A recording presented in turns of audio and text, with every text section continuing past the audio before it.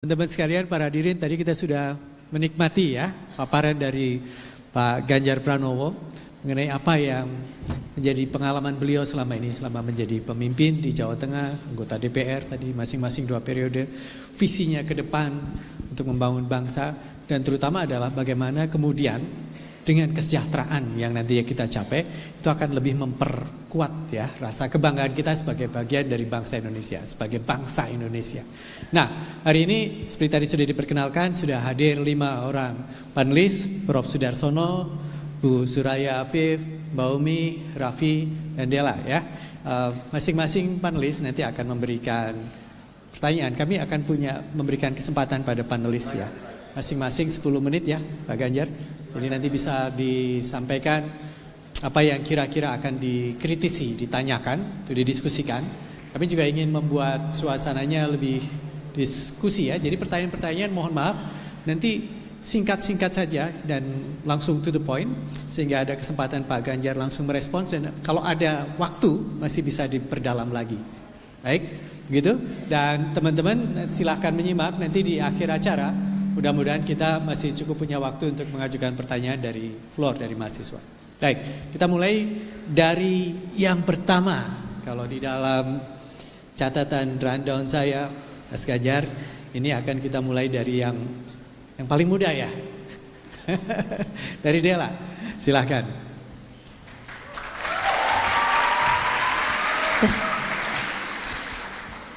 Sebelumnya selamat pagi Pak Ganjar, terima kasih atas pemaparannya.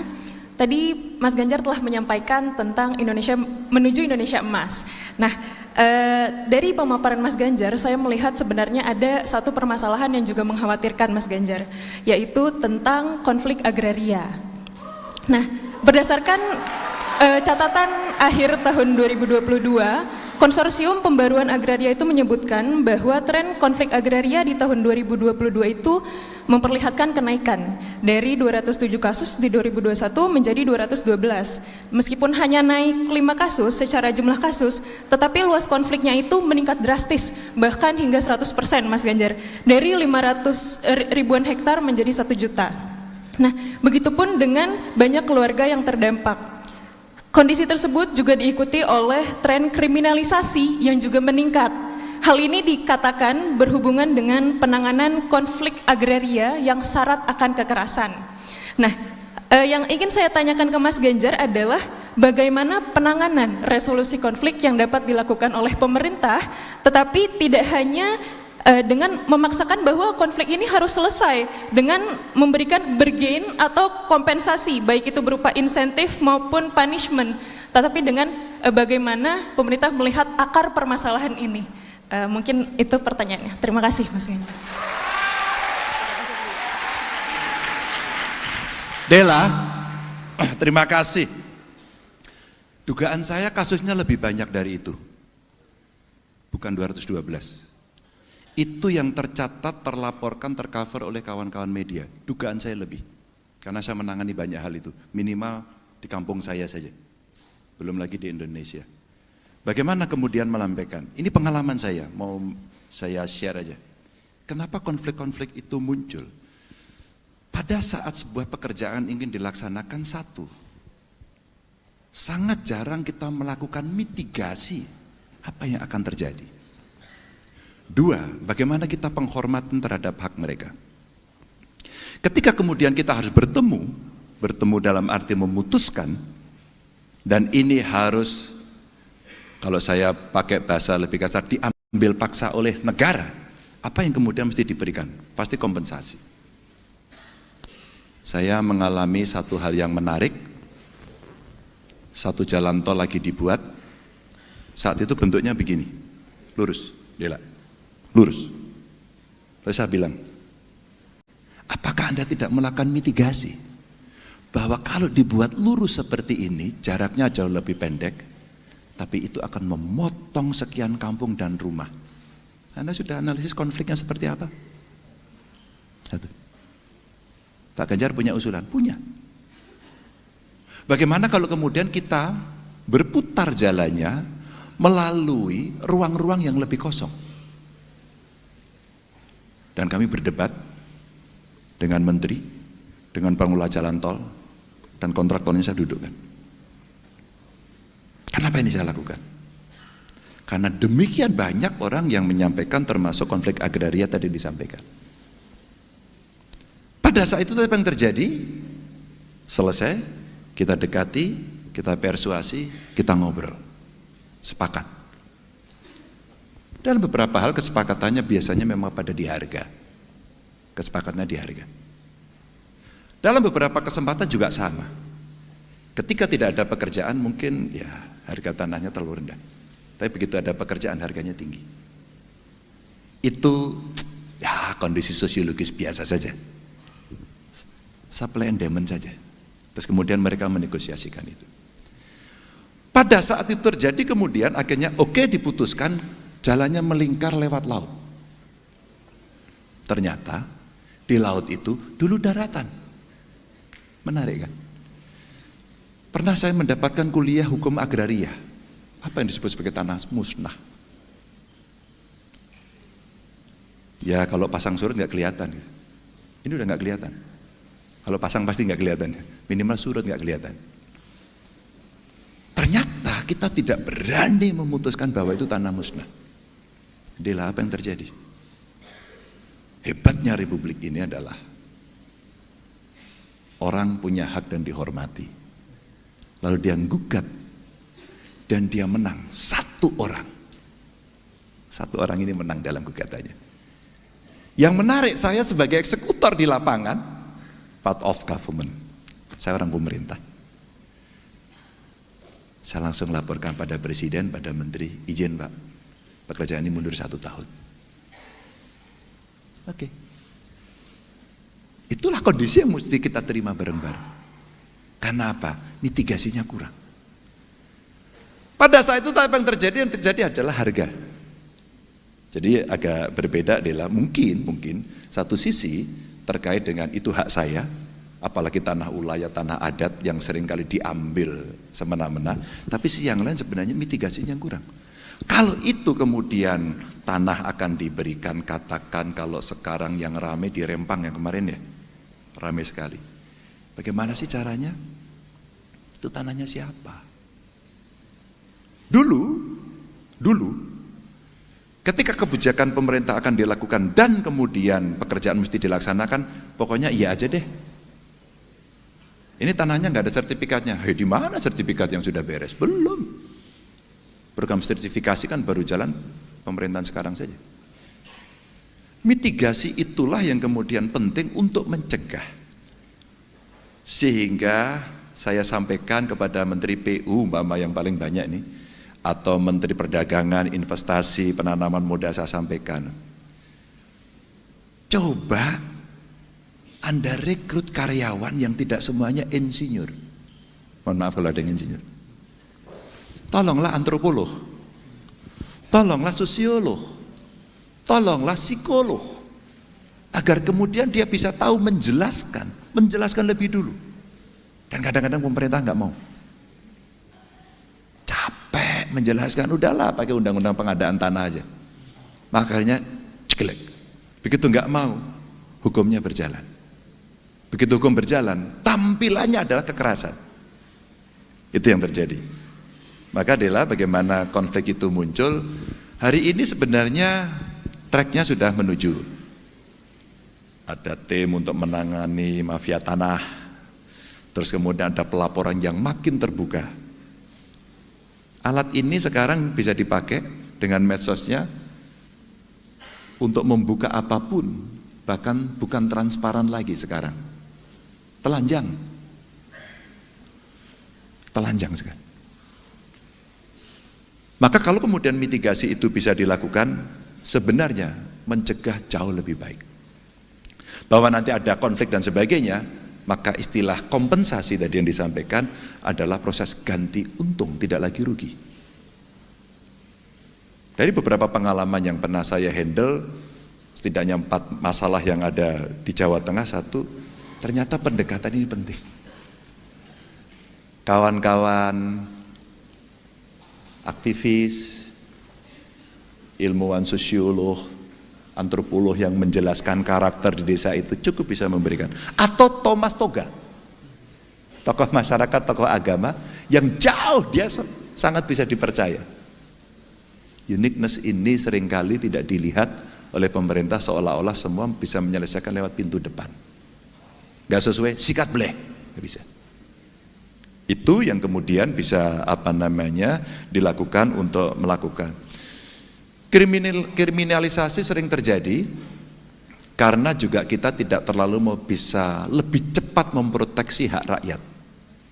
Maka saya katakan program sertifikasi yang hari ini dilaksanakan itu bagian bagaimana kita memproteksi dengan cepat.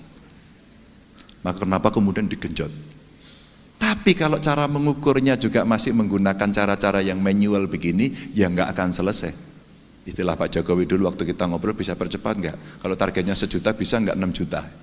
Gila-gilaan aja ini targetnya. Ternyata ketika dipaksa semua mengatakan bisa. Semua mengatakan bisa. Teknologi dan peralatanlah yang kemudian bisa dipakai sehingga nanti masyarakat bisa mendapatkan hak dengan bukti kepemilikan yang sah, yang resmi. Baru setelah itu si orang itu akan punya hak yang bisa dibuktikan dengan sangat mudah. Maka pada saat itu kemudian tidak gampang dilakukan kriminalisasi. Dan resolusinya kalau sudah terjadi tidak ada selain zona netral untuk mereka berembuk. Dan saya punya pengalaman itu. Berembuk naruh orang 2 tahun. 2 tahun. Saya bilang tidak ada boleh kekerasan lagi. Institusi Anda nggak boleh lakukan lagi. Anda tidak boleh lakukan. Jangan ada orang masuk ke sana. Biarkan mereka bernegosiasi. Terus saya kirim para negosiator.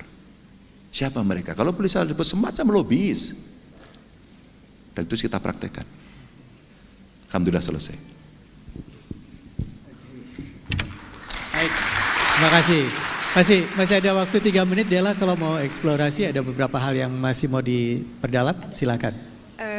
Tadi kan Pak Ganjar menekankan tentang pentingnya mitigasi ya Pak. Tetapi bagaimana ketika konflik itu sudah terjadi, masyarakat sudah dikriminalisasi dan bahkan perempuan itu Pak kadang menjadi yang paling terdampak Pak karena karena mereka itu perempuan menjadi menanggung beban ganda ketika kriminalisasi. Jadi misalnya masyarakat adat itu kan terdapat pembagian peran. Ketika misalnya tetua adat atau tokoh adatnya itu dikriminalisasi, ditangkap oleh kepolisian atau oleh pemerintah, itu nanti yang menanggung semuanya itu jadi para perempuan ini Pak. Tapi dampak seperti ini itu seringkali kurang tersorot gitu Pak. Menurut Pak Ganjar bagaimana? Ini sudah terjadi ya gitu? Iya. Belum terjadi atau sudah terjadi dulu? Sesudah terjadi, dari sebelum terjadi, dan sesudah ya? Ketika tokoh adat atau siapapun itu atau dari mereka itu dikriminalisasi, perempuan ini yang menjadi menanggung beban ganda Pak. Gitu. Ya. Perempuan menjadi korban 2 kali. Perempuan menjadi korban 2 kali. Maka saya tanya, sudah terjadi? Kalau sudah terjadi ya healing. Pak Ganjar pernah nggak menangani? Pernah. Saya kirim psikolog untuk mendampingi mereka dan anak-anak. Saya tambahi perempuan dan anak-anak. Lalu apa? Psikolog kemudian mewawancarai dengan sangat baik, sangat tenang, dia nyaman. Bagaimana perasaanmu? Lalu apa yang bisa kamu pakai atau rasakan agar kamu sekarang menjadi lebih baik? Ternyata keluar Mbak Dela. Tolong Mbak, perhatikan anak saya dulu. Karena apa? Dia dibully di sekolahnya. Maka dinas pendidikannya turun. Tungguin sekolahnya, ya, cover dia, ambil orang luar, rubah caranya. Harus menyenangkan saat itu mereka bertemu. Anaknya dulu. Lalu perempuannya. Karena perempuannya seperti itu, betul, ini butuh waktu lebih lama. Kita dampingi dengan mereka dan kemudian mereka menyampaikan beberapa tentu saja kegiatan. Saya bisa lupa ini Pak ketika kemudian saya bisa punya aktivitas baru. Ini menarik. Akhirnya apa kita lakukan? Kasih pendampingan dia karena sudah terjadi. Kasih perawatan dia. Kalau perlu psikolog yang mendampingi, kalau perlu psikiater mendampingi. Ini ketika kemudian sudah terjadi. Dan saya bercerita ini karena sudah punya pengalaman ini 2 kali untuk menangani itu. Begitu Dila. Baik, baik, makasih. Ini kita elaborasi isu-isu yang terkait dengan dampak dari pembangunan tadi ya, Pak Ganjar. Termasuk tadi isu konflik lahan, lalu bagaimana sebagian dari kita ada kelompok-kelompok rentan yang kemudian tidak cuma sekali jadi korban, bisa 2 kali, 3 kali. Dalam hal ini misalnya kelompok perempuan, dan Pak Ganjar bahkan tadi tunjukkan anak-anak juga ya. Tapi Dela nanti kita bisa lanjutkan kalau masih ada waktu lagi. Saya ingin lanjut pada panelis kedua, Mbak Dr. Umi Salama, silakan. Terima kasih Prof. Aji selaku moderator pada pagi ini. Selamat pagi Pak Ganjar. Iya. Saya ada pertanyaan beberapa untuk Pak Ganjar, mudah-mudahan waktunya cukup ya Pak. Pertanyaan pertama, ini terkait dengan komunikasi publik.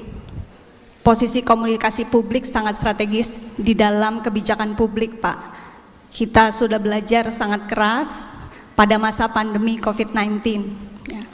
Bagaimana cara Bapak mengintegrasikan komunikasi publik dengan sistem kebijakan? Itu pertanyaan saya yang pertama. Silakan Pak. Oke, baik. Makasih Mbak Umi. Pak Ganjar, Mbak Umi ini ahli komunikasi tapi punya background psikologi juga loh. Tadi disebut-sebut psikolog. Silakan ya. Strategi komunikasi. Makasih Bu Umi. Kasusnya bagus lagi. Covid ya. Saya berdebat habis dengan para pengambil keputusan di Jakarta pada saat itu. Karena kita berada dalam ketidaktahuan dan kebingungan kolektif. There is something new. Disinsentifnya adalah kalian bego semua pemerintah. Dan saya jawab, iya. Karena tidak ada yang tahu. Siapa yang tahu silakan angkat tangan.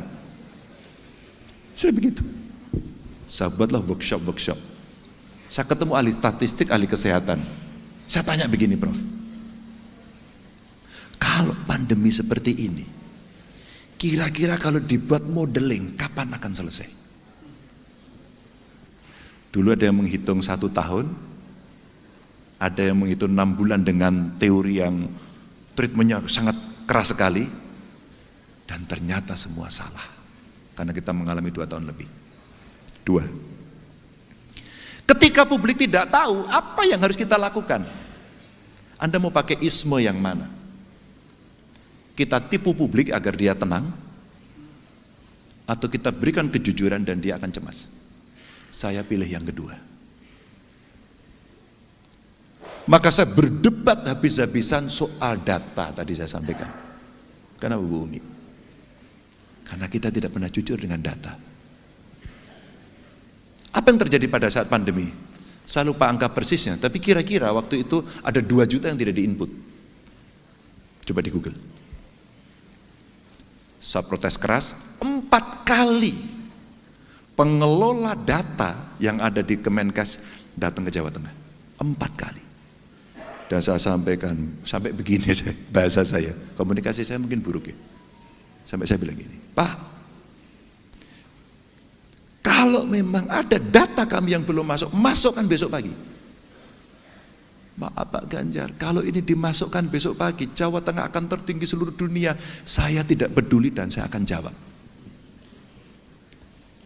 Saat itulah terjadi perdebatan keras dengan Menteri Kesehatan dan akhirnya Pak Luhut telepon saya, Mas Ganjar, menurut Anda data harus dibuka nggak? Pak, jangan kita membohongi siapapun. Aku setuju sama Anda, gitu Pak Luhut. Kalau gitu kita buka, Pak, ini untuk kepentingan riset juga loh Pak. Kalau kita melihat tren seperti ini agar juga publik tahu, publik aware.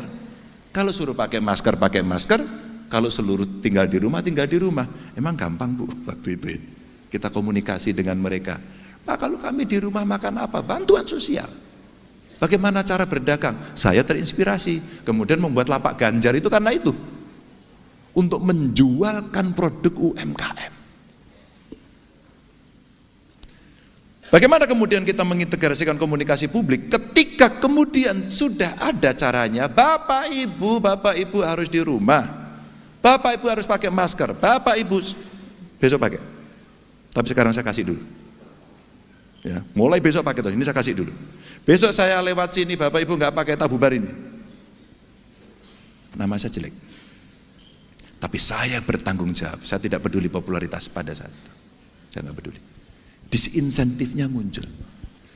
Tapi insentif kemudian yang dilihat oleh publik adalah siapa yang berani mengambil keputusan di saat yang sulit. Bu Umi, suatu ketika dari istana tanya kepada saya, Mas Ganjar lockdown atau tidak? Apakah boleh diizinkan saya menghitung dulu? Boleh. Kesimpulan saya tidak. Pak, kalau kita lockdown, Pak, saya sudah hitung berapa ATM yang siap, berapa bulog, gudang bulog yang bisa menyalurkan pangan, berapa TNI, Polri, kekuatan sipil yang bisa dikerahkan secara masif untuk menyampaikan pangan. Saya hitung per kecamatan. Akhirnya, kalau situasi ini terjadi memburuk dan kita tidak bisa merespon cepat, masyarakat lapar yang terjadi dalam menjarah seperti yang terjadi di banyak negara lain. Oke. Nah, pada saat itulah kemudian data mulai kita buka, edukasi kita lakukan, tiap hari saya jalan dan tiap hari saya video, tiap hari saya upload. Dan yang paling menarik adalah Ganjar sedang melakukan pencitraan. Dan saya lakukan, iya. Kamu boleh bicara pencitraan, saya berbicara komunikasi publik menggunakan seluruh media yang ada dan optimal. Bu Umi, ketika kemudian komunikasi publik ini sudah kita lakukan dengan transparan, terbuka, maka apa yang mesti disampaikan dalam sistem kebijakan? Berangkat dari pengalaman COVID, sebenarnya sebelumnya kami sudah mendapatkan pengalaman sebelumnya di mana komplain rakyat itu banyak sekali. Apa sih yang dilakukan pemerintah? Kalau Anda punya masalah silakan datang ke kantor. Nggak ada yang berani datang ke kantor. Itu yang ditemui Satpol PP yang kumisnya gede itu. Mau ketemu siapa kamu gitu? Nanti ditemui kepala bagian, ya udah kita proses ya, kita tunggu ya, nggak ada. Dia pengen ketemu Ganjar kok. Kalau Pak Ganjar saya percaya nanti beres. Karena Pak Ganjar yang akan perintahkan. Itu ekspektasi publik. Maka secara sistemik bagaimana saya lakukan? Saya paksa seluruh dinas saya harus punya akun medsos. Dan harus centang biru. Ya. Belajarnya adalah kamu mesti merespon 2 kali 24 jam. Belajarnya. Setelah itu 1 kali 24 jam. Setelah itu saya masukkan semua di dalam dashboard saya. Dan ketika sampai 3 kali komplain, kepala dinasnya tidak segera merespon, apalagi terlambat, telepon saya berbicara. Ibu, Bapak sudah bosan jadi kepala dinas? Maka akhirnya dari situ kampus namanya Dian Nuswantoro, ini kampus IT, datang kepada saya, Pak Ganjar maunya apa sih? Saya pengen seluruh komplain publik itu bisa masuk ke saya secara sistematis dan saya gampang membacanya. Jadilah kemudian web base yang namanya Lapor Gub. Jadilah sekarang Lapor Gub itu menjadi aplikasi dan boleh di-download sekarang. Namanya Lapor Gub. Dan publik akan bisa melihat semuanya yang terjadi di situ. Jadi dari model komunikasi gaya Ganjar yang selengean, kadang-kadang kata orang nggak punya aturan, saya tidak peduli lagi. Maka saya sampaikan di bio saya DPR itu tuanku rakyat, jabatan cuma mandat. Wah, ada yang sinis, ada yang senang, macam-macam. Tapi saya tunjukkan itu dalam waktu 10 tahun dan saya alhamdulillah begitu saya selesai masa jabatan saya, nama Ganjar Pranowo dihapus di situ, menjadi Lapor Gub yang sistematis dan masuk aplikasi dan kemudian sekarang dilaporkan terus ke saya karena operatornya dia menikmati Pak Ganjar. Sekarang saya bangga menjadi ASN karena saya melayani mereka dan saya sekarang kalau jalan dipuji orang, Pak laporannya sudah. Begitu Bu Umi. 2 menit jadi singkat sekali. Terima kasih Silakan. Prof. Haji. Terima kasih Pak Ganjar. Satu pertanyaan susulan ya. Bagaimana rencana Bapak terkait dengan sistem komunikasi digital? Karena bagaimanapun ada kelemahan dan ancaman terkait dengan misinformasi, disinformasi, fraud, dan juga digital divide. Bagaimana Bapak mengubah menjadi peluang dan kelebihan? Pertanyaan bagus banget. Karena saya tidak ahli soal ini. Dan beberapa minggu yang lalu saya bertemu dengan para ahlinya. Sesuatu yang luar biasa adalah artificial intelligence. Ini akan memudahkan kawan-kawan untuk merespon ini. Ada sebuah riset yang menarik, dia mengamati seseorang. Dan kemudian dia buatkanlah seseorang itu, sebutlah namanya Bu Umi, namanya Umi Twin. Umi Twin yang satu as a human, yang lain adalah komputer. Dan Umi human, dia bisa bertanya pada Umi robot. Saya lupa, saya mau tanya sama diri saya sendiri. Dan ternyata itu sesuatu yang sekarang sudah bisa dilakukan. Bagaimana kemudian kita menginternalisasikan? Saya membayangkan kemudian, sudah ada barangnya, kita punya pengalaman lebih kecil, ketika itu linkage dan didesain menjadi sebuah platform untuk bisa melayani masyarakat, apa yang akan terjadi? Seluruh kementerian sebenarnya punya gateway untuk bisa berkomunikasi dengan masyarakat yang dijawab oleh si robot ini.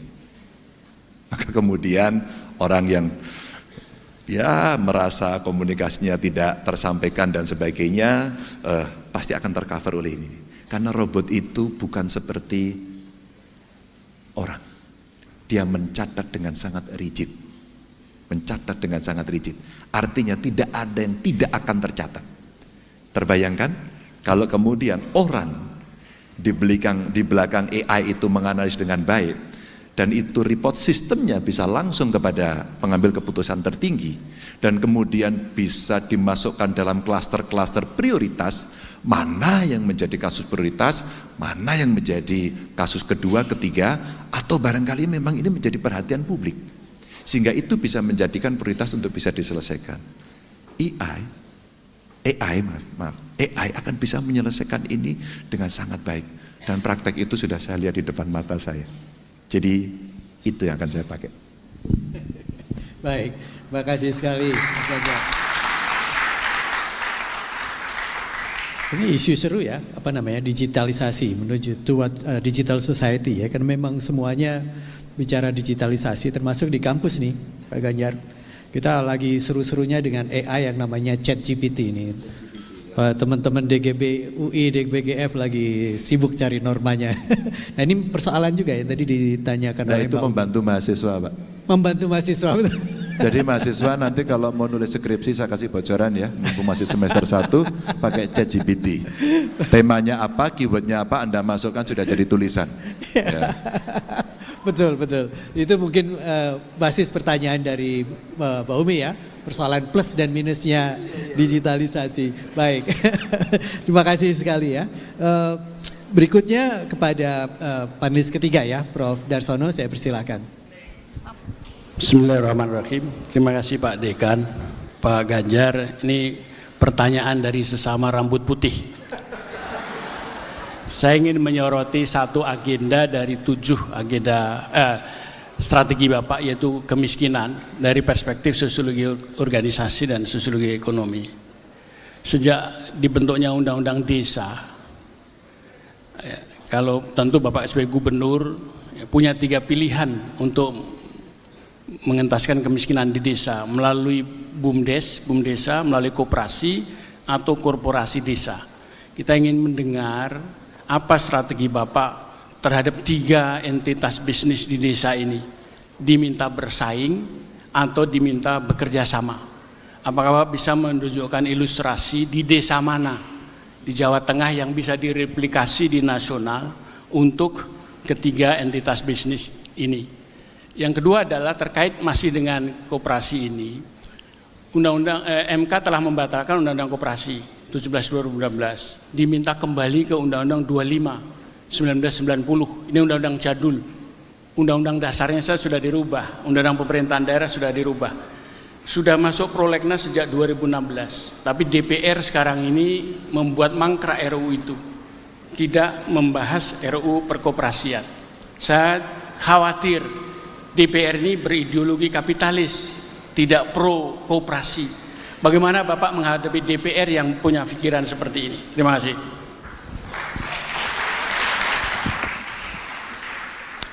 Yang kedua dulu aja ya Pak Darsono ya. Bagaimana menghadapi DPR itu political interplay. Kalau political interplay, penyelesaiannya adalah lobby, polisinya adalah use the power. Polisinya Pak. Teori memangkrakkan yang tadi disampaikan itu karena tidak ada orang, mohon maaf ini, atau mungkin belum ada orang yang melakukan lobby politik bahwa ini penting. Akhirnya ada political pressure atau pressure group yang kemudian menekan dewan untuk itu. Maka DPR dengan segala prolegnasnya pasti merasa ini nggak penting, padahal penting banget. Sangat penting. Kenapa saya cerita ini Bapak Ibu? Karena saya pernah di Balik. Kenapa saya cerita ini? Ada 2 RUU yang waktu itu saya ikut membahas, bahkan saya satu jadi pimpinannya. Satu Undang-Undang Keistimewaan Jogja, dan yang 2 adalah desa. Apa yang mau saya ceritakan? Saya jujur, ya Prof, mengaku sekarang. Seluruh jadwal saya bocorkan kepada kelompok kepentingan. Dan ketika hari ini rapatnya di sini, besok berpindah, kan DPR begitu ya. Di hotel sana, di hotel sini, berpindah itu. Mereka saya undang. Waktu itu masih pakai SMS. Tim Anda hari ini yang piket siapa? Jadi saya briefing kepada kelompok-kelompok masyarakat yang punya kepentingan ini. Besok kamu harus punya tim piket minimal 3 tim. Sehingga kalau ini capek, yang kedua ini, yang ketiga ini, nanti hasil akhirnya akan kita kasih tahu. Jadi setiap kali, Mbak, Undang-Undang Desa, Mbak besok rapatnya di sini, siapkan tim. Isunya besok yang mau dibahas ini. Teman-teman Kades, tolong sekarang bicara. Apa yang terjadi di kondisi sosiologis di desa itu? Sehingga ini bisa diangkat nggak menjadi klausul yang ada di pasal. Itu tiap hari sampai putus Pak. Maka kenapa saya sekarang dijadikan pembina Kades itu? Karena itu sampai sekarang. Itu satu. Sehingga undang-undang koperasi butuh kelompok kepentingan yang menyampaikan. Saya nggak tahu apakah dekopinya juga bisa. Nggak tahu ini dekopinya yang mana gitu. Ada 2 ya dekopinya. Kalau kemudian dia merasa ini penting, menurut saya hari ini melakukan lobby politik. Satu dekopin ketuanya itu dari partai A, yang satu dari partai B. Sebenarnya dari partai B ini, perempuan ini dia bisa, karena dia partai pemenang. Udah ketahuan berarti ya. Kalau hari ini dia ngomong bahwa ini mesti diselesaikan, selesai Pak. Dia bicara sama ketua umumnya, selesai. Apakah kemudian paradigmanya mereka kapitalis? Ya ada yang kapitalis Pak. Ada yang sosialis, ada yang pragmatis, tapi juga ada yang ideologis. Itulah zona netral dalam parlemen, kenapa kemudian dia masuk dalam kategori teori representasi. Wih, kelihatan saya kayak kuliah pasca sarjana politik ya. Kelihatan gitu, ada ilmunya lah sekarang. Bara ini guru saya juga nih Pak. Itu komentar saya itu. Iya. Sangat konseptual ya. Benar kan, benar. Bahkan pada kelompok perempuan yang Dila sampaikan, karena saya mengambil 2 materi kuliah dulu. Satu women in politics ya, sama gender mainstreaming gitu. Jadi dari tidak tahu menjadi tahu. Saya jadi tahu, oh isu perempuan itu seperti ini. Maka bapak-bapak nggak usah sombong dulu. Anda nggak menstruasi, Anda nggak hamil, Anda nggak menyusui, maka Anda tidak bisa merasakan itu. Kalau mau merasakan, belajar. Kenapa saya nguliai malah nih, maaf ini Pak Darsono. Jadi kalau kita melihat yang undang-undang koperasi sekarang tinggal itu saja Pak. Sudah 2 periode DPR loh Pak. Bahkan mungkin bisa jadi 7 periode Pak. Nah ini. Pak, undang-undang keistimewaan itu berperiode-periode Pak. Di era saya kenapa harus selesai? Kalau nggak diselesaikan ini nggak bisa. Dan saya akhirnya ketua panja terakhir yang memutuskan dalam waktu 10 menit. Mau tak kasih rahasianya nggak? 10 menit itu kenapa bisa cepat, Pak? Rapat saya 4 hari setelah Lebaran, itu pasti nggak pada datang, Pak. Saya belajar dari para politisi-politisi era dulu, bagaimana teori negosiasi dan memanfaatkan kesempatan sebagai seorang pemimpin. Pemimpin itu bukan I.O. Kita memimpin betul. Dan itu yang datang dikit, Pak. Maka lobbynya lebih pendek. Setelah itu apa yang terjadi, Pak? Mereka pada sibuk, Pak Ganjar saya masih ada halal bihalal. Oh, nggak apa-apa. Anda ikut halal bihalal aja. Halal bihalal, Pak, yang sana, Pak. Pak Ganjar saya harus cek dokter karena sudah sepuh, Pak. Cek dokter itu lebih penting. Tapi dari sisi kehadiran cukup nggak? Cukup. Yang sekolah ilmu politik angkat tangan. Oke, kamu tak kasih ilmu hari ini, praktis betul. Praktis betul. Tinggal sedikit orang, saya lobby sambil makan siang dan setuju. Setelah itu, Pak, 4 poin yang paling krusial itu saya putuskan dalam 10 menit. A setuju, setuju. B setuju, setuju. C setuju, setuju. D setuju, setuju. Bapak Ibu ada komentar lain? Tidak. Rapat saya tutup. Cepat-cepat, Pak. Langsung datang 1 orang. Pak Ganjar sudah selesai katanya. Sudah. Barusan saya ketok. Wah, Anda nggak fair. Oh, saya sangat fair sekali. Anda dari mana? Saya datang terlambat. Orang terlambat nggak bisa dapat kesempatan. Naik kereta aja kalau keterlambat ditinggal kok. Dan kami berdebat dengan orang itu, Pak. Jadi boleh, Pak, nanti kalau perlu bantuan. Tapi kalau di tahun depan mesti diselesaikan, saya selesaikan, Pak. Yang perlu dibantu itu koperasi, Pak. Maka kita ingin mendengarkan sejak Bapak menjadi gubernur itu di mana ada koperasi di desa yang bersama BUM desa dan korporasi petani itu maju bersama-sama. Nggak terlalu banyak, Pak. Saya lebih banyak mengevaluasi koperasi yang nggak jelas saya tutup, Pak. Koperasi kalau didirikan 20 orang, 50 orang, koperasi proposal, Pak. Pak, saya membuat koperasi, nanti tolong dibantu. Koperasi proposal. Koperasi itu dari oleh untuk anggota. Maka kekuatan terbesar adalah anggota. Maka saya bilang sama mereka, hai petani tembakau, berkooperasilah 1 koperasi petani tembakau seluruh Indonesia. Maka Anda punya power yang kuat. Desa, hampir saya tidak melihat yang bagus, Pak. Tapi kalau Bapak bicara badan usaha milik desa, boleh, Pak. Silakan datang ke Umbul Ponggok di Klaten. Bahkan itu menginspirasi undang-undang desa. Berarti ke depan, maaf, kalau Bapak jadi pemimpin nasional, itu akan prioritas pada BUM desa, sementara koperasi desa akan tidak diprioritaskan. Bukan tidak diprioritaskan, Bapak terlalu cepat mengevaluasinya. Sesama rambut putih. Pak, kalau orang tidak bisa berkoperasi, Pak, jangan dipaksa koperasi, Pak. Koperasi menurut saya ada 2, karena anggotanya, maaf ya, anggotanya itu mesti banyak, maka manajemennya bukan pensiunan, Pak. Koperasi saya isinya pensiunan, Pak. Kalau rapat rambutnya sama kita, Pak. Idenya nggak ada, digitalisasi keroan. Kita butuh yang baunya Bulgari, Pak, Hermes, bukan PPO Remason. Maaf loh, Pak. Maka menurut saya mesti dibedakan mana yang menjadi manajer, pengelola, dan mana mereka menjadi pemilik. Yang dia punya iuran wajib pokok, sukarela, Pak. Owner dia, tapi pengelolanya nggak boleh. Maka kalau di desa itu, kira-kira, maaf ya, Pak ya, kira-kira tidak mungkin dia bisa berkoperasi dengan baik. Nggak usah dibikin, Pak. Kita itu sukanya, maaf ya, Pak ya, banyak teman saya datang ke saya, Pak, kita udah buat koperasi. Iya, kamu anggotanya 50, kamu bisa apa? Kamu bisa memenuhi diri sendiri nggak?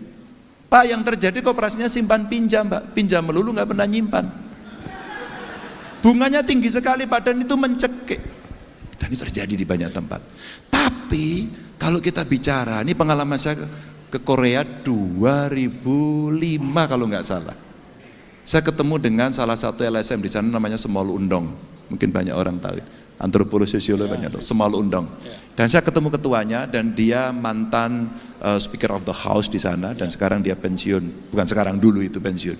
Saya ditabok-tabok Pak itu waktu itu, tabok-tabok, dinasihati. Yang saya manggut-manggut tapi saya tidak ngerti, karena waktu itu belum musim K-pop. Pada saat itu dia hanya bicara, kami mengembangkan pertanian kami itu belajar dari KUD Indonesia. Betul-betul di-manage dengan manajemen yang sangat bagus dan dia sukses. Saprotannya masuk, alsintanya masuk, pasca panennya diurus di antara mereka, dan baru beberapa tahun yang lalu Korea Selatan swasembada pangan. Setelah saya ketemu dubesnya. Nah, maksud saya Pak, kita jangan paksakan semuanya. Justru yang penting sekarang kita lakukan adalah edukasi dulu mereka. Bagaimana kalian berkoperasi? Bro, sampean apa bisnisnya? Tahu tempe Pak. Problemmu apa? Delay Pak. Delay kita sudah bisa tanam belum Pak? Teman-teman pertanian, ahli pertanian ngomong ke saya, ini problem pertanian subtropis. Akhirnya apa? Enggak terjadi Pak. Akhirnya kita malas, impor aja. Ingat Pak, kredit investasi yang muncul dari Amerika dulu. Karena Amerika kebanjiran kedelai dan kita dipaksa beli dan kita beli. Dan itu menjadi persoalan. Nah, kalau kemudian koperasi tahu tempe yang ada di desa katakan mesti itu, apa yang kamu butuhkan kedelai? Ya wes. Sekarang kamu mesti punya unit usaha kedelai. Terserah caranya. Kamu mau tanam bekerja sama dengan petani boleh, atau trading ketemu dengan pemerintah boleh, atau kamu ngeling dengan perusahaan. Tapi Pak, ini dimakan oleh perusahaan besar. Jagung juga sama Pak. Nah, saya sampaikan, petani, peternak sapi yang ada di Boyolali, bro, apa problemmu? Pak, kami nggak bisa Pak. Iya, sapimu berapa? 2, nggak mungkin. Kita pernah survei, minimum kamu harus punya 6. Nggak bisa Pak, kamu punya 2. Minta lagi dong Pak. Enggak, kamu harus membuat korporatisasi. Ini Pak, kamu harus membuat korporatisasi. Kalau kamu buat korporatisasi yang ada di situ, maka dikelola dengan manajemen yang baik. Problemmu apa? Pakan. Pakanmu apa? Jagung. Lainnya apa? Konsentrat. Kenapa tidak bikin mini pakan ternak? Kami nggak punya duit Pak. Ada 2 cara. Stimulan dari pemerintah kami bantu. Koperasinya 1 saja. Dan kemudian kamu punya unit usaha dalam 1 siklus yang kamu butuhkan. Nggak tahan Pak. Bapak tahu nggak Pak Darsono kenapa dia nggak tahan? Karena dipecah Pak. Memangnya perusahaan pakan ternak akan diam saja? Tidak Pak. Bro, ikut aku aja bro. Tak beli di depan, tak kasih bibitnya, tak kasih pakannya, nanti beli di saya. Harganya gimana? Ya nanti kan harga yang ngikuti pasar. Dia Pak yang tentukan Pak. Membangun kesadaran berkoperasi, berusaha di level desa, di kelompok-kelompok masyarakat ini adalah perlu pendampingan-pendampingan. Saya ketemu UMKM Pak, ada 3 hal persoalan yang saya dapatkan. 1, product knowledge. Mereka tidak tahu-tahu amat tentang produknya Pak. Peternak sapi rata-rata lebih banyak yang terpaksa Pak. Bener nggak? Jadi petani karena nggak bisa akses yang lain Pak. Pendidikan tadi saya sampaikan. Maka kemudian apa yang dilakukan? Kita edukasi. Setelah mereka kita ketahui, kita assessment bahwa produk knowledge-mu buruk, maka mesti dilatih. Kedua, setelah produk knowledge-mu baik, dia akan kesulitan menjual dan sebagainya, training, marketing dan sebagainya, packaging dan sebagainya. Setelah itu apa? Dia akan kesulitan modal, akses permodalan. Saya mau cerita di sini Pak. Ketika kemudian bank itu suku bunganya tinggi, bahkan kurnya 12%, Pak saya membuat 6% Pak. Dimulai dari 7% dulu. Apa yang terjadi kemudian? Saya sampaikan. Dan tidak saya kasih subsidi bunga, saya pakai bank Jateng. Kemudian saya ditanya Presiden, kenapa Pak Ganjar bisa turun sampai 7%? Loh kenapa enggak Pak? Saya komunikasi dengan OJK kok Pak, dan ini memungkinkan kok. Pak situasi lagi sulit Pak, suku bunga segitu gedenya, mana mau Pak yang kecil-kecil Pak. Pak itu disembelih aja Pak. Bahasa saya seperti ini Pak. Oh iya ya. Dan ternyata pusat baru bisa menurunkan dari 12 ke 9. Itulah sejarah kenapa akhirnya turun ke 7. Kenapa akhirnya turun ke 7 dan sekarang menjadi kebijakan nasional 6 Pak. Ini saya mau cerita sejarah saja. Ya, nah, lalu bagaimana kemudian BUMDes? Setuju Pak saya. Tapi apakah BUMDes bersaing? Ada yang bisa bersaing Pak, Tapi kalau dia nggak kuat jangan bersaing, berkolaborasi Pak. Ada BUMADes namanya, Badan Usaha Antar Desa. Maka yang dibangun adalah kawasan. Maka desa kades secara pemikiran, konseptual, mindset dia harus berpikir kawasan, bukan teritori pemerintahannya, kawasan. Maka BUMDesnya menjadi BUMADes, antar desa. Begitu antar desa ini bisa berjalan, saya belum mendapatkan contoh yang paling bagus Pak. Ya. Tapi Umbul Ponggo itu cukup berhasil, tapi dia belum BUMADes, cukup BUMDes. Dan dia memberikan saham kepada masyarakat, keuntungannya cukup bagus. Unit usahanya tahu Pak? Itu hanya air, potensi air, dipakai air minum, terus itu dipakai kolam untuk wisata, terus kemudian ada mermit-mermitan gitu, dan kemudian foto underground fotografi, dan kemudian itu laku gede, dan dia sekarang programnya 1 rumah tangga 1 sarjana.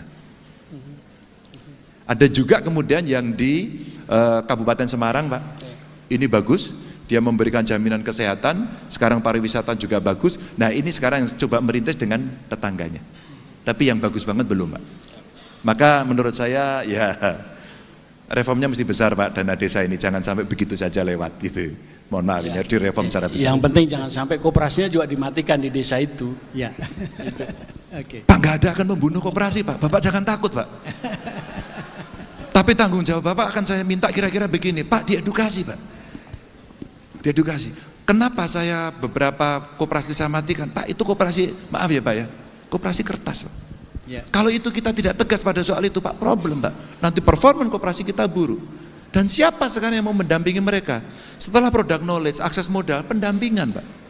Maka dalam beberapa kasus di desa, di UMKM, saya minta perguruan tinggi Prof.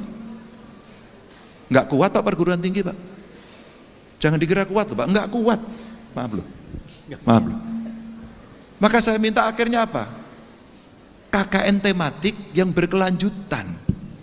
Jadi selesai ini, besok KKN berikutnya masuk, ya itu lagi persoalannya sampai tuntas. Dan nggak pernah putus. Ini terjadi di beberapa tempat, sudah mulai Pak ini. Oke. Tapi jangan khawatir Pak, kita nggak akan bunuh koperasi. Tenang aja Pak, tenang Pak. Tapi kita butuh bantuan. Baik. Terima kasih Mas Ganjar. Prof Dar, bukan masalah membunuh koperasinya tapi koperasi proposal, koperasi kertas dan sebagainya. Baik, selanjutnya kita beralih ke panelis keempat ya, Bu Suraya. Kami persilahkan. Baik, terima kasih Pak Mas Dekan kita. Pak Ganjar, karena saya dosen ya, jadi saya harus mulai dengan sesuatu yang paradigmatik ya Pak. Buat saya? Ya, itu Bapak. Maaf nih Pak, dan saya minta ditayangkan juga, karena ini persoalan yang penting sekali, karena banyak sebenarnya ide-ide bagus kita Pak, tapi karena paradigma ekonomi untuk pembangunan ini yang dipakai, dan saya hanya ingin menyoroti 2, dan ini yang menjadi akar masalah dari ketimpangan sekarang ini. Ya, next. Jadi paradigma pembangunan tuh banyak, tapi dia akan tergantung dari nilai dan norma yang dipakai. Kalau Bapak punya norma dan nilai yang baik, tapi kalau sekeliling Bapak tidak, itu juga bisa terjadi. Nah, ini saya ingin mempersoalkan 2 paradigma yang menurut saya sangat masih dipraktekkan sampai saat ini. Next. Yang pertama, itu paradigma ekonomi pembangunan lewat menggusur. Ini paradigma Pak. Pembangunan dengan memindahkan paksa dan memukimkan kembali dengan paksa. Praktek ini sejak zaman kolonial sebenarnya Pak dipakai. Nah, apa dasar regulasinya? Pertama, domain verklaring. Ini zaman Belanda. Next. Yang mengatakan kalau seseorang tidak bisa membuktikan bahwa dia punya sertifikat, maka itu semua tanah negara. Dan itu dikonversi menjadi bumi dan air, seluruh kekayaan alam terkandung dalamnya dikuasai negara dan dipergunakan untuk sebesar-besarnya kemampuan rakyat. Iya Pak, kalau negaranya budiman. Tapi saya udah lihat persoalannya, negaranya punya persoalan nih. Saya hanya mau menyoroti paradigma. Paradigma itu kemana Pak? Nilai dan normanya ini kepentingan siapa? Next. Nah, dimulai dengan 67, tahun 67, 2/3 total lahan di Indonesia dikuasai oleh negara lewat kawasan hutan. Dan setelah kawasan hutan dikasihlah kepada pengusaha. Padahal ada 25.000 lebih desa di dalamnya dan di sekitar hutan yang terkriminalisasi karena nggak punya sertifikat. Ya udah, itu nata negara, apa yang dia lakukan ilegal. Ya.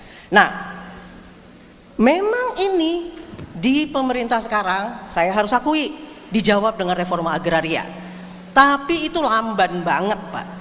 Tidak, lamban banget. Walhi masih mencatat 94,8% lahan Indonesia dikuasai korporasi. Ya. Karena ya itu reforma agrarianya tidak berjalan dan lamban, dan tanah-tanah sisa yang dikasih ke rakyat itu. Ya. Nah, ini contohnya Pak, salah satunya. Total izin perizinan swasta di Kaltim itu lebih luas. Next slide. Next slide. Yang Kaltim ya. Next slide lagi. Next slide lagi. Totalnya lebih luas. Total perizinan 13,8 juta. Luas daratan Kaltim cuma 12,7 juta. Lebih luas daripada provinsinya. Hampir semua itu konsesi, Pak. Nah, perizinan tambang apalagi di pulau kecil. Ini ada pulau, Pak, Taliabu di Maluku. Seluruhnya. Next slide. Seluruhnya. Ya itu nggak ada di itu, kebetulan saya tambahkan ya karena saya dapat data baru ini. Keindahan alamnya akan dikonversi menjadi tambang. Nah, semua ini menciptakan, next slide, konsentrasi kekayaan. 0,2% penduduk atau sekitar 460.000 orang menguasai 56% aset di Indonesia ini. Dan ini sebagian karena penguasaan lahan.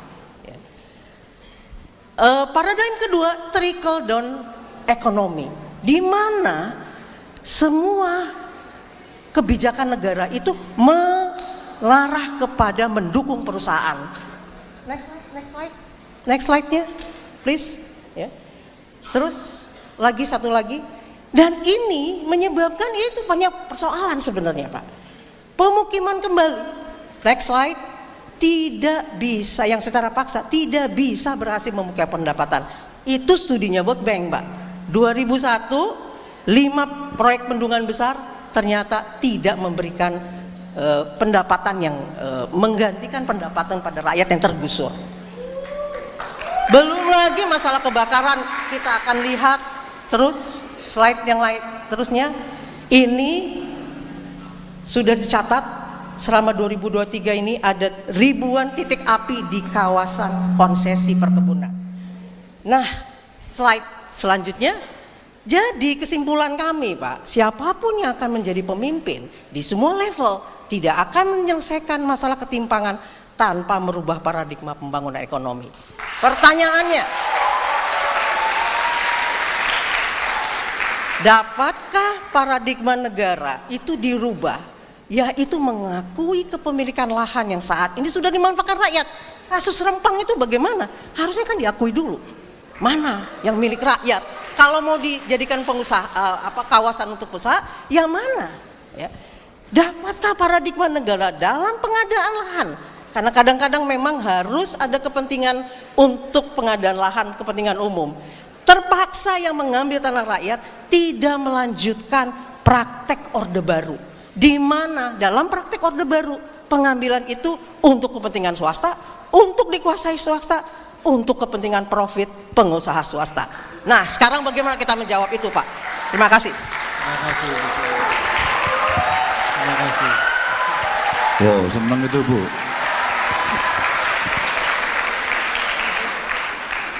Dapatkah paradigma negara adalah mengakui kepemilikan lahan yang saat ini sudah dimanfaatkan? Jangankan jauh-jauh, Bu, di sana. Di tempat kami aja ada, Bu. Dalam perdebatan saya sampaikan kepada Kementerian Lingkungan Hidup. Tidak bisa, Pak Ganjar, itu di dalam hutan dia. Saya bilang, dia di dalam hutan sejak kapan? Kalau Anda punya buku tanah, buku besar tanah, dan Anda bisa tunjukkan, ya, Anda bisa tunjukkan nih, kapan dia memiliki, kapan dia mencatat, maka sama-sama kita akan membuktikan siapa yang paling berhak. Tapi yang di dalam kawasan bagaimana? Lo tidak sulit, di enklave saja. Maka kita mengakui hak itu, Bu. Yang kedua, ketika kemudian dalam pencatatan agraria yang paling modern, ya sertifikat, Bu. Maka proses pensertifikatannya yang Ibu tadi katakan, ya tapi semua lamban. Makanya Ibu setuju kan kalau cepat. Tapi Bapak punya niat baik dan birokrasi di sekitar Anda jelek, ya Anda nggak bisa apa-apa. Bu, kita pesimis, Bu. Saya mau kasih cerita, Bu nih. Saya hanya minta satu saja, ini pengalaman Ibu. Kalau nggak ada evidence-nya nanti cerita paradigma, Bu. Kita cerita praktek, Bu, sekarang. Teman-teman, ini ceritanya saya di gubernur baru. Mulai hari ini tidak ada setoran ya. Mulai hari ini tidak ada korupsi. Saya pastikan Anda saya pecat. Tes pertama saya, Bu. Saya September dilantik, Oktober saya ulang tahun. Ada ngasih sepatu belly, ada ngasih jam tangan. Satu persatu saya catat. Dari siapa? Dari mitra-mitra. Dari siapa? Antaran dari ASN. Yang itu tadi mungkin Ibu sampaikan. Ya niat baik aja nggak cukup, Pak. Tergantung leader, Bu. Maka teori aktor tadi saya sampaikan. Aktornya komit nggak? Komit atau komat kamit? Meyakinkan ini tidak mudah, Bu. Tapi merunut dengan data, dengan bukti, mungkin itu akan membantu. Agar kita tidak pesimis menghadapi bangsa ini ke depan. Pemimpin harus memberikan optimisme pada rakyatnya.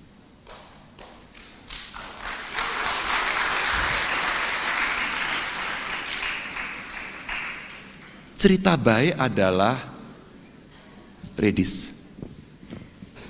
Kapan redistribusi tanah terjadi? Harus diakui kan pemerintahan ini. Tapi lambat. Ibu tahu lambatnya kenapa? Di lapangan kami berkelahi, Bu. Ini terjadi di Blora, terjadi di Pati. Saya tahu, Pak. Saya mengikuti di lapangan juga. Oke. Tahu yang saya kerjakan, Bu? Belum. Yang Bapak kerjakan saya nggak tahu, tapi yang banyak orang kerjakan saya tahu. Oke. Saya mau ceritakan saja.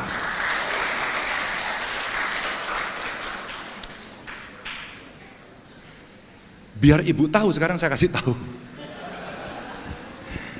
Saya khawatir tahunya dari orang, Bu. Terjadilah satu kawasan mau diredis. Datanglah kelompok dari Jakarta mengatakan, ini kita redis. Saya mengkoordinir. Siapa kamu? Jari saya begini, Bu. Siapa kamu? Saya tim sukses. Saya bilang, tidak untuk hari ini. Pak Ganjar mengganggu, silakan saya dilaporkan pada siapapun. Saya akan bela rakyat ini habis-habisan. Terus kemudian nggak usah tepuk tangan, nanti dikira pendukung saya.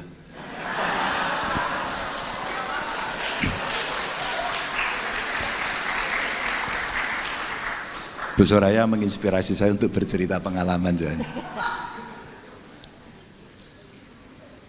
Saat itu saya kontak sama Menteri BUMN karena salah satu komisaris yang mewakili Jawa Tengah diganti, Bu. Dan sekarang tidak ada lagi. Untuk apa? Untuk ngecek bahwa wilayah perhutani yang ada di Jawa, wabil khusus di Jawa Tengah mesti ada representasi kami dong. Untuk kami bisa membela. Ini kejadian Blora. Apa kejadiannya, Bu? Masyarakat yang sudah puluhan tahun menggarap ini tiba-tiba dipindahkan diisi orang lain. Ngamuklah saya, Bu. Ngamuklah saya. Tidak bisa, apapun yang akan terjadi ini gak bisa. Saya akan perjuangkan itu. Tarung, Bu, kita, Bu. Tarung. Ramai sekali pada soal itu.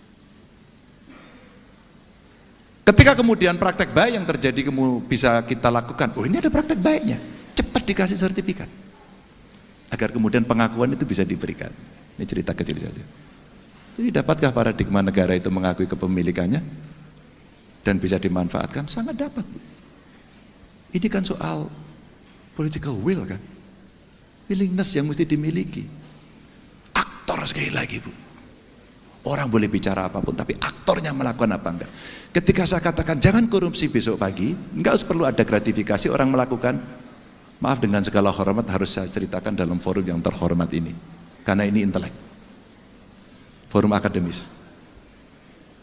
Saya harus mencopot 2 kepala dinas saya. Boleh dikomparasikan dengan yang lain? Ada enggak? Kepala daerah yang mencopot kepala dinasnya karena korupsi dan belum diadili. Bu Arkristusi tidak menunggu inkrah Bu ini. Hanya saya tanya saja, kamu korupsi, kamu terima, kamu iya, kamu pilih. Tak pecat tidak dengan hormat besok atau kamu mundur hari ini. Sudah 2, levelnya kepala dinas. Saya mau tunjukkan, ketika lingkungannya jelek Bapak juga nggak bisa apa-apa. Oh tergantung Bu. Saya akan jawab pertanyaan itu. Saya lakukan. Ketika satu bawahan saya, pejabat yang sangat strategis tidak melakukan yang saya minta untuk dilakukan sesuai seharusnya. Apa yang saya lakukan Bu? Tidak saya ajak rapat 3 bulan. Saya langsung pada kepala dinasnya saja. Hasilnya apa Bu? Dieksekusi. Tapi yang seperti ini apakah bisa merubah? Enggak Bu. Pak Ganjar, baru 2 minggu Bapak sudah selesai jadi gubernur. Sekarang orang bersiap-siap melakukan perjalanan dinas ke luar negeri rame-rame Pak. Itu WA masyarakat Jawa Tengah ke saya hari ini. Mau dengan apa Bu kita lakukan? Saya bilang sama Menpan, sudah deh, kasih aturan yang ketat, bikin mereka menjadi betul-betul seorang profesional yang terhormat melayani masyarakat. Saya terima kasih Bu, masukan ini bagus sekali. 2 hari yang lalu juga sama kami diskusi. Bukankah bumi, air dan kekayaan alam yang terkandung di dalamnya itu yang menguasai negara? Saya senang karena kemarin saya mendapatkan teman-teman yang bergerak di bidang ini, semua didigitalisasi. Sumber daya alam yang menggunakan lahan banyak, apakah sawit, apakah batu bara, hari ini ada nikel, semua dilihat. Berapa pajak yang kamu bayar? Tapi yang menggusur rakyatnya bagaimana Pak? Tambang yang diberikan, semua konsensi menggusur rakyat. Oke. Pilihannya tinggal 2 saja Bu. Kita tidak melakukan yang ada di situ, ya. Tidak melakukan artinya tetap. Atau yang kedua, kita melakukan di situ dengan 2 hal. 1, ya. Karena kita mengakui kepemilikannya, maka modelnya harus transaksi kan? Betul nggak? Saya mau pakai, maka saya beli. Atau yang kedua, kamu terlibat di sini. Kamu terlibat di sini sebagai apa? Sebagai pemegang saham. Ada 2. Atau kalau tidak, sudah, kita pada pilihan pertama, tidak usah dieksploitasi. Itu saja pilihannya.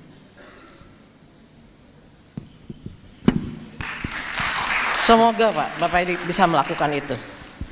Oke. Baik, terima kasih Bu Suraya. Menarik ya diskusinya. Ada contoh-contoh praktis, ada konsep-konsepnya. Jadi benar-benar kayak di kampus ya Mas Ganjar. Baik, sekali untuk melengkapi biar berasa di kampus, ini yang terakhir panelis dari mahasiswa. Panelis dari mahasiswa ya yang terakhir untuk memberikan pertanyaan, komentar dan tanggapan atas kuliah tadi. Silakan. Oke, terima kasih Pak Dekan. Raf. Selamat pagi Mas Ganjar. Pagi, Raffi. Ini Mas, tadi saya memperhatikan pemaparan yang Bapak terangkan di kuliah hari ini. Ada 2 poin menarik yang saya highlight. Pertama itu terkait hilirisasi industri kelas dunia, dan kedua adalah mengembalikan alam Indonesia. Ini 2 poin yang menarik, tapi tentu kita anak muda butuh 2 poin ini bisa dikonkretkan, Pak. Mungkin yang pertama dulu. Jika kita merujuk pada data yang ada dalam BPS, ada 4 industri penyongsong PDB di Indonesia, Pak. Pertama, industri perdagangan. Kedua, industri pengolahan, yang hanya 20% dari industri ini yang membuat barang jadi. Lalu ada industri pertanian yang hari ini didominasi oleh industri monokultur seperti kelapa sawit. Lalu dan terakhir ini industri pertambangan. Nah, mungkin melanjut dari apa yang tadi sebelumnya dipaparkan Mbak Suraya. Pertanyaannya, pertumbuhan dan pembangunan ekonomi Indonesia ini ke depannya akan bergantung pada industri apa, Pak? Dan bagaimana nantinya dia akan dikelola dan apa kebijakan yang dibuat? Terima kasih. Digital.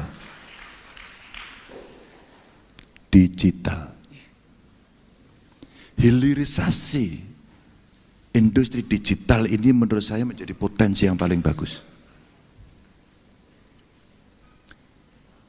Ekonomi kreatif kita hari ini belum mendapatkan ruang.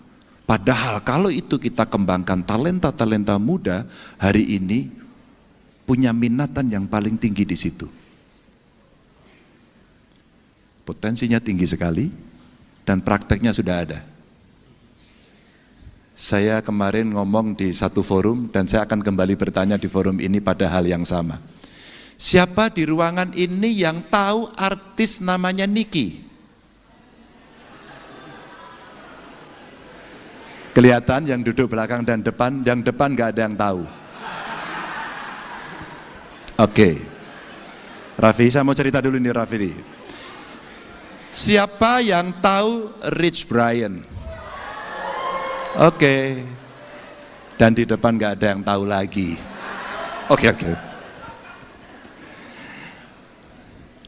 Siapa yang tahu Putri Aryani? Baru semua di depan tahu. 3 anak seniman. Ibu-ibu. Lagunya Niki apa yang terkenal? High School in Jakarta.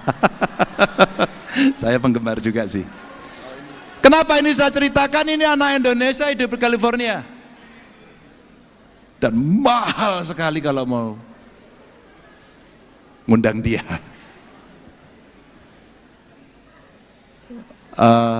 Waktu dia tampil itu dia pernah membawakan lagu di apa? Coachella ya, di Coachella ya. Iya betul ya.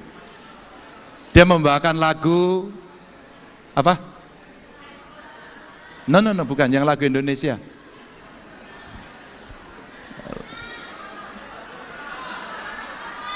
Sempurna. Tahu ini. Ini Pak Darsono. Biar Bapak nanti cat rambut. Itu lagu Sempurna, itu lagu pertama yang dilakukan di Coachella ya, lagu Indonesia pertama. Raffi, kenapa saya cerita ini, Fi? Itu baru seni loh ya. Kita belum bicara desain. Kalau kita bicara games developernya belum. Jangan lagi bicara aplikasi, udah kebanyakan. Dan itu orang kita. Berapa orang kita yang ditolak di kita diterima di Google?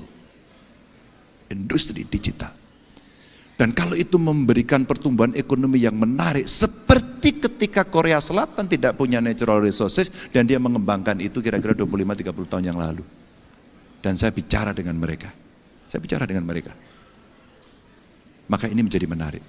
Tapi digitalisasi itu pun sebenarnya juga bisa kita dorong pada hal yang sifatnya lebih ideologis sebagai national interest. Apa itu? Pangan. Pertanian maka. Cuman pertanian kita, rakyat kita itu, petani maksud saya belum bisa mendapatkan akses yang lebih banyak. Maka konsolidasi lahan, Bu. Kalau petani kita itu rata-rata 0,25 udah turun nih katanya. Dari 0,3 kepemilikan lahan, maka dia tidak akan bisa produktif untuk menjadi petani makmur. Tapi kalau bisa kita konsolidasikan, supporternya dibantu, didampingi, off-takernya sudah jelas, Maka rasa-rasanya penting untuk mengembalikan Bulog pada fungsi awal yang mengendalikan 9 bahan pokok. Maaf gantian, yang tepuk tangan yang di depan. Karena yang di belakang belum mikir itu. Waktu habis saya terus atau tidak? Sedikit lagi. Maka pertanyaan menjadi penting dan kita mesti menjadi penguasa dunia. Raffi, India nggak mau ngekspor beras lagi loh, Vi. Thailand, Vietnam juga sudah mengurangi loh. Apa artinya? Apa artinya? Kita akan menghadapi situasi kerawanan ke depan, apalagi sekarang dengan adanya El Nino. Maka apa yang dilakukan? Kalau, ini ada simulasinya bagus. Kalau produktivitas kita naik 7% aja, pangan kita, beras kita, per ton per hektar, kita sudah surplus. Bahkan ada yang menghitung, kalau di desa ada 100 orang yang mengelola di desa itu sekitar 5 hektar saja, maka bisa dikalikan dengan seluruhnya kita menjadi juara dunia. Pada saat itu kita hanya bicara 5 ton per hektar, pada rata-rata kita 5,9 hektar per ton. Ini baru beras, kita belum bicara jagung, belum bicara sagu, belum bicara pangan, ini pangan. Karena ini yang paling penting, kita mesti menjadi raja pangan dunia. Itu artinya dari sisi hulunya, yang namanya bibit, seed yang terbaik mesti diproduksi seperti layaknya Perancis memproduksi ini. Itulah peran perguruan tinggi, peran BRIN, peran perusahaan. Kalau itu tidak kita dapatkan, no way. Yang kedua adalah teknologi. Teknologi untuk pertanian sekarang mesti menjadi sebuah keharusan. Sehingga orang menjadi modern. Masa nyangkul? Enggak lah. Masa nyangkul? Tapi pupuk kita bermasalah. Maka saya membayangkan kalau kemudian kita, ya selama ini batu bara dipakai untuk pembangkit listrik ya, dan mencemari, kemudian orang bingung semua, ada teknologi sekarang yang bisa di-switch itu menjadi pupuk. Kenapa tidak kita lakukan? Dengan kekayaan dan kemampuan kita sendiri. Kalau kemudian itu bisa kita lakukan, ya kita tugasi saja. Judulnya penugasan. Perguruan tinggi ditugaskan. Kalau kita kasih duit 2 triliun, UI menyelesaikan bisa nggak? IPB kita tugaskan, UGM kita tugaskan, ITB kita tugaskan, atau perguruan tinggi yang lain. Kalau itu bisa kita lakukan dengan masing-masing, mesti kita jalankan. Termasuk hilirisasi dan pemulihan lingkungan yang ini mesti dalam satu paradigma tadi. Pembangunan yang tidak menggusur, tapi mengoptimalkan dengan kekuatan yang ada di situ. Ya. Tapi kita mesti mengedukasi, Bu.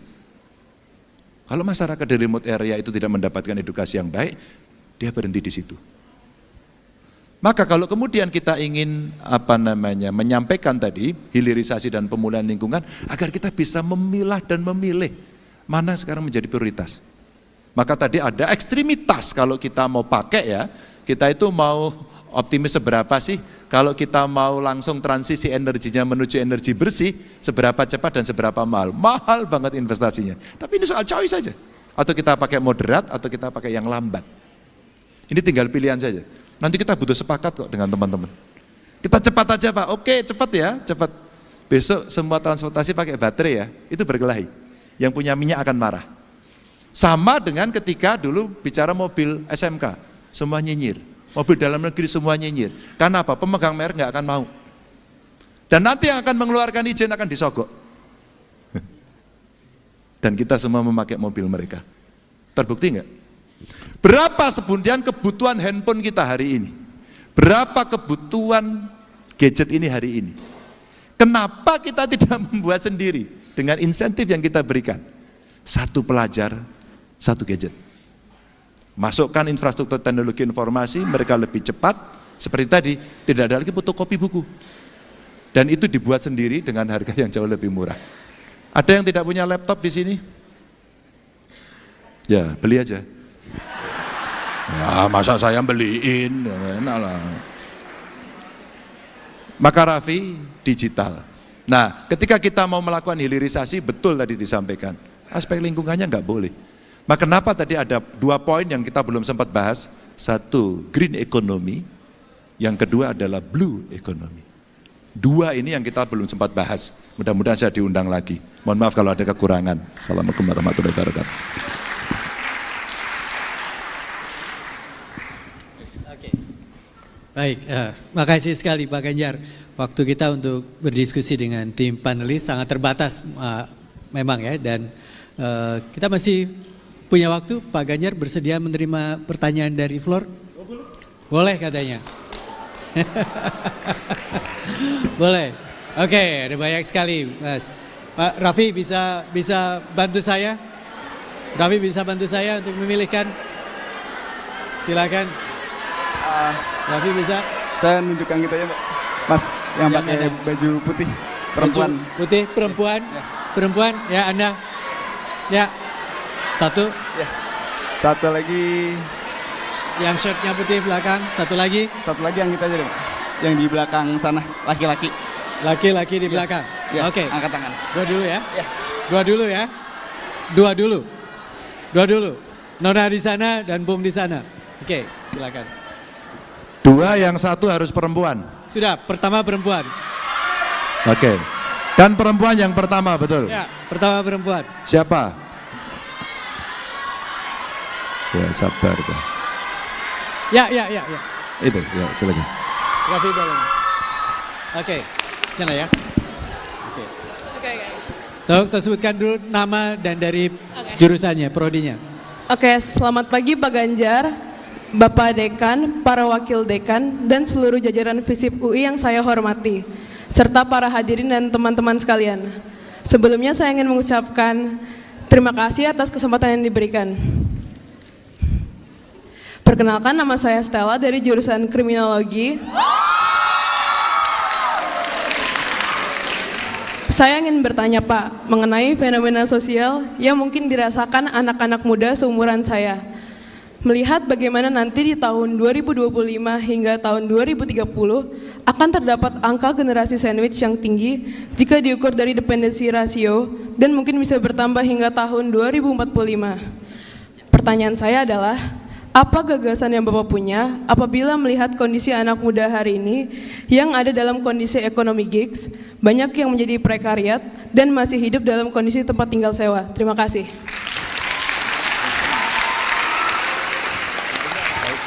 Oke. Jadi Stella tadi ya dari kriminologi bicara soal bagaimana dengan anak-anak muda yang sekarang ini banyak sekali masuk ke dalam sistem ekonomi yang sifatnya gigs atau prekariat yang tidak terlalu pasti. Oh, tidak pasti. Ya. Ekonomi ya? Ekonomi, ya. Baik. Siapa Stella? Stella, kamu orang yang takut juga Stella? Kamu termasuk takut menghadapi situasi ini? Iya takut Pak. Oh tidak takut? Takut Pak. Takut? Iya. Kenapa takut? Karena kenapa saya takut? sudah melihat sepupu saya mengalaminya sendiri gitu. Gimana? Sorry, gimana? Karena saya sudah melihat sepupu saya mengalaminya sendiri gitu. Jadi generasi sandwich. Iya. Oke, makasih. Jadi kamu takut ya? Iya, salah satu bentuk kekhawatiran saya saja.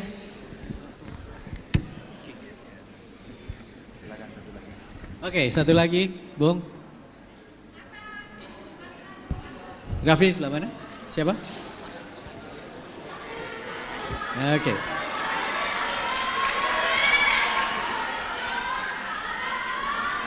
Silakan.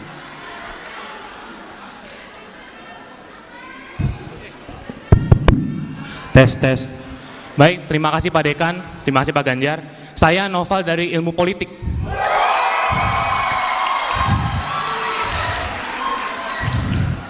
Pada tanggal 21 April, Bapak dicapreskan oleh PDIP oleh Megawati Soekarno Putri.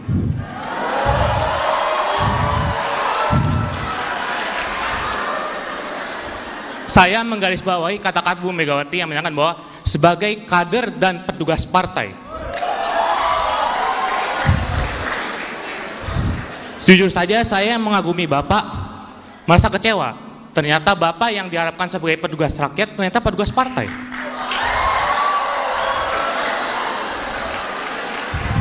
Pertanyaan saya, jika Bapak terpilih sebagai Presiden ke-8, apakah Bapak tetap dengan prinsip tuanku ya rakyat, gubernur hanya mandat, dan tidak menjadi boneka Megawati?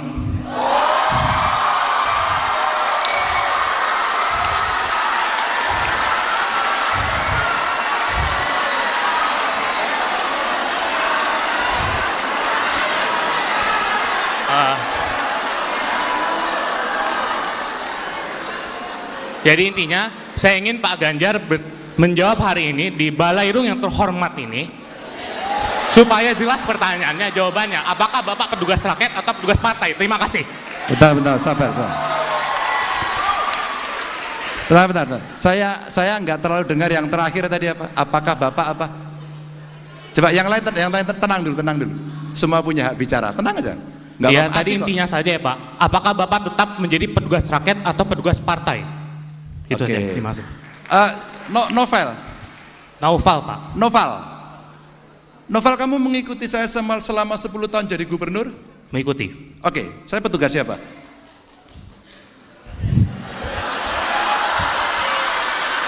Finish.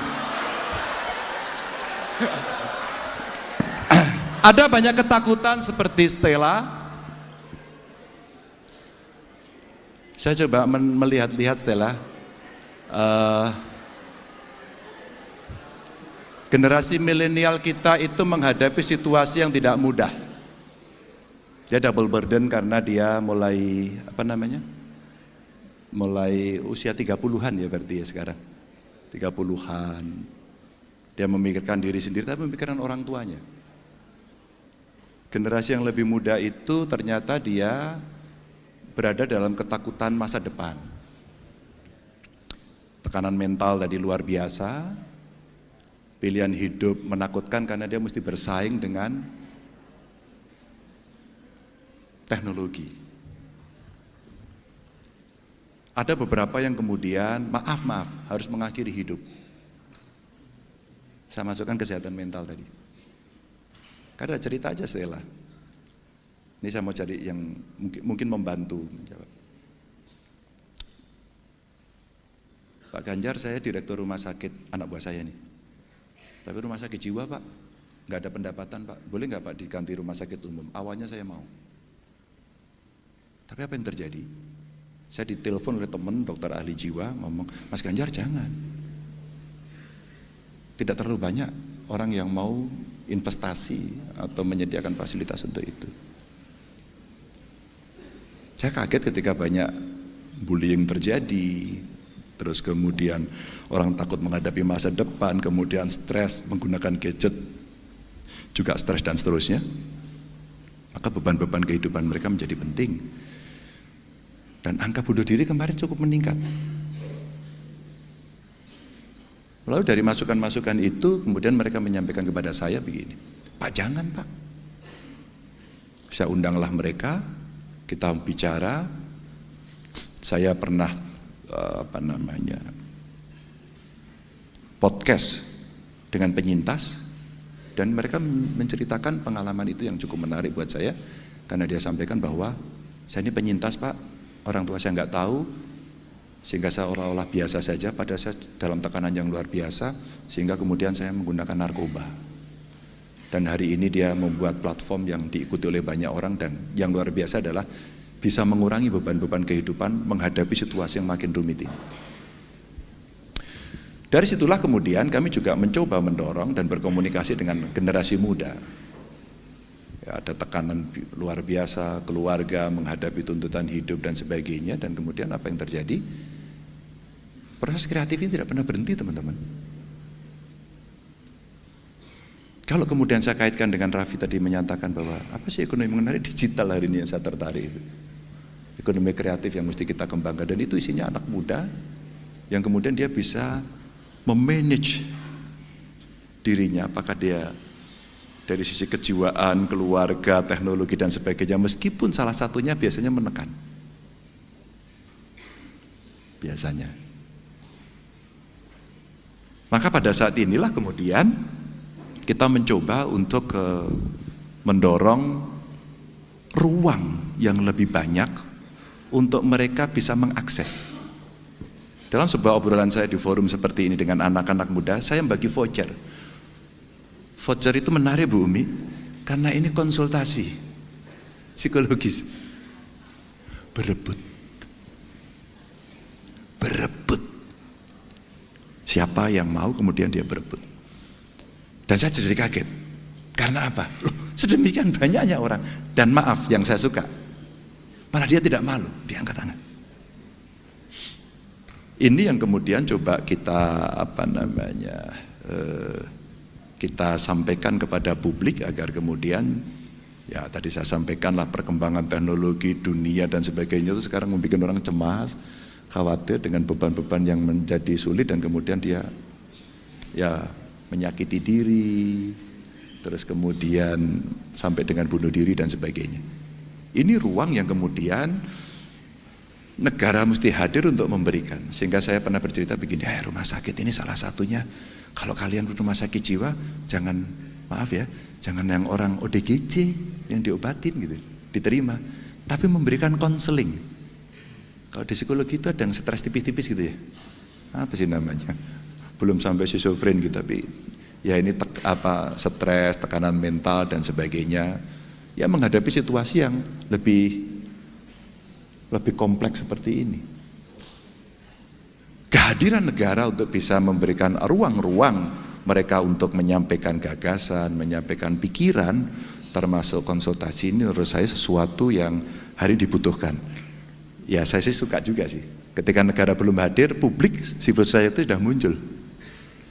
Sehingga bisa mendampingi mereka. Apa sih problemmu? Saya takut dengan masa depan, saya stres, saya ada masalah keluarga, hari ini saya tertekan, saya tidak bisa menyampaikan, dan seterusnya. Itu yang hari ini mesti membuka ruang. Nah, beberapa platform secara digital tadi ternyata cukup bisa menyampaikan, sehingga Alkisah, apa bro, waktu ini saya tanya kepada kawan itu, apa bro yang sesuatu nilai positif yang bisa kamu berikan? Saya bangga aja Pak, beberapa orang yang mau bunuh diri tidak jadi dan dia menyampaikan itu.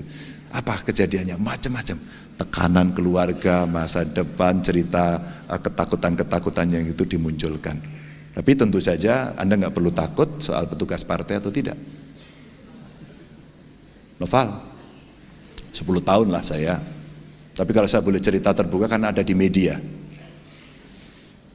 Itu ada anggota DPR RI itu, Putra Nababan namanya. Dia kebetulan saja dia pengen nonton, dia kuliah di sini juga, jadi boleh dong ya orang UI nonton. Kalau Anda googling Noval, kalau Anda googling di media, sebelum saya dicalonkan, yang mukulin saya siapa? Kamu nggak ngikuti pasti ya. Kamu tahu nggak? Saya digebukin publik. Tenang, nggak usah malu. Ngikuti nggak Nova? Saya mengikuti Bapak tuh sejak 2017 Pak, jadi mungkin kalau ke belakang kurang Pak. No, ini belum 2017 kok. Ini baru kemarin-kemarin. Sebelum saya pencalonan itu, Ganjar dicalonkan atau tidak gitu. Di partai saya kan namanya tidak hanya Ganjar kan, ada yang lain ya. Kan rame itu. Iya. Mbak Puan UI loh. Alumni ya, alumni UI, sama-sama kita, tenang aja. Saya digebukin oleh teman sendiri. Dan itu buat saya, kami biasa saja, belum putus kok. Belum putus itu dinamika seperti itu saya nikmati biasa saja. Saya kader partai. Tapi presiden bukan, gubernur bukan. Itulah melayani.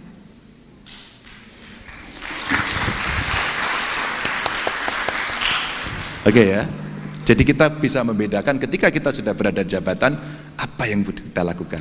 Maka kalau Anda riset tentang saya, apa yang saya lakukan, adakah kemudian saya hanya berpihak pada partai saya?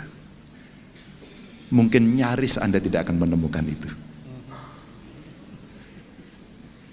Dan agar kamu, Noval, bisa mengetahui, kamu akan saya kirimi 2 buku saya. Mungkin buku itu cukup bisa menjelaskan keraguanmu, agar kelak nanti kamu boleh menentukan pilihan dengan objektif. Siapa yang mau kamu pilih? Tidak harus Ganjar. Jangan tergesa-gesa milih Ganjar. Anda cek dulu, Anda pastikan dulu, Anda yakin gak dengan saya? 2 buku itu akan menjelaskan apa yang kami kerjakan. Dan 1 buku itu judulnya Hitam Putih Ganjar. Hitam putih, gak pernah abu-abu. Itu yang mungkin kamu akan melihat nanti apa keputusan-keputusan penting ketika kita harus berada pada jabatan publik. mudah-mudahan menjelaskan. Saya minta ada staf saya di sini. Oh ya, mintain novel ya Stella juga dong. Akan saya kirimi buku saya. Pak, mohon maaf Pak Ganjar, mohon maaf. Berarti Bapak berkomitmen semisal terpilih Bapak bukan disetir oleh partai, tapi disetir oleh rakyat. Itu aja. Simple aja Noval. Kalau aku bicara itu kan itu next. Kalau itu next Noval, kamu paling habis ini ya nggak tahu. Tapi saya minta kamu melihat 10 tahun saya. 10 tahun bukan waktu pendek. Dan 10 tahun itu artinya saya terpilih 2 kali.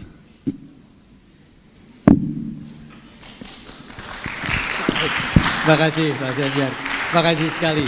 Ini mohon maaf waktu kita sangat terbatas ya, 11.20 sebenarnya, ini sudah lewat 5 menit. Tapi begini teman-teman sekalian, kita sangat berterima kasih karena Pak Ganjar sudah hadir di sini dan memberikan kuliah mengenai arah ya kemana kita akan menuju di masa depan ya. Tadi dengan pengalaman-pengalaman yang sudah dilalui beliau sebagai anggota DPR dan terakhir sebagai gubernur ya, 2 periode. Dan kita sudah membahas banyak hal ya, mulai dari konflik agraria, isu-isu agraria, dari yang paling konseptual sampai yang praktek yang sangat relevan hari ini. Kita juga bicara soal komunikasi publik dan bagaimana kemudian kita masuk ke dalam ruang digital kali ini, bagaimana komunikasi yang digital ini menjadi peluang tadi di pertanyaan-pertanyaan diskusi terakhir sempat dibahas ke arah industri yang mana yang akan dituju di masa depan. Kemudian kita juga sudah bicarakan isu desa, pembangunan desa ya. Apakah kemudian gagasan-gagasan mengenai industri, kapital juga masuk ke desa, bagaimana dengan kekuatan rakyat, kekuatan ekonomi yang dianggap sebagai tiang negara, koperasi dan sebagainya. Itu menjadi satu diskusi yang menarik tadi. Ada isu mengenai BUMDes, apakah itu bagian dari kepanjangan tangan dari kapital dan sebagainya. Kemudian kita juga sudah bicara hal-hal yang lebih prinsipil, yaitu paradigma ekonomi. Kalau nanti kita bergerak lebih maju lagi ya. Tapi terutama adalah pada semacam jaminan, semacam orientasi, apakah kemudian pemihakan kepada rakyat, kepada local people ini masih menjadi bagian yang penting ya. Dan tadi 2 penanya bicara mengenai aspek-aspek yang terkait dengan politik ke depan, terkait dengan kecemasan-kecemasan sebagai orang muda dalam sistem ekonomi yang berubah, gigs ekonomi, tapi tadi kreatif ekonomi, kreatif industri menjadi satu bagian penting ya. Kita sudah kehabisan waktu nih Mas Ganjar, teman-teman sekalian. Jadi kita akhiri dulu ya, nanti kita akan sambung lagi dengan acara kuliah kebangsaan yang ketiga.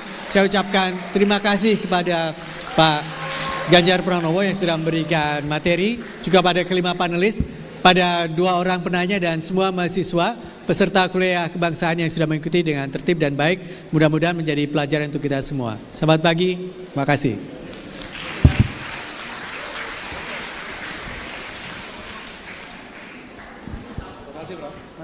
Baik, boleh kita berikan tepuk tangan sekali lagi untuk pembicara para panelis.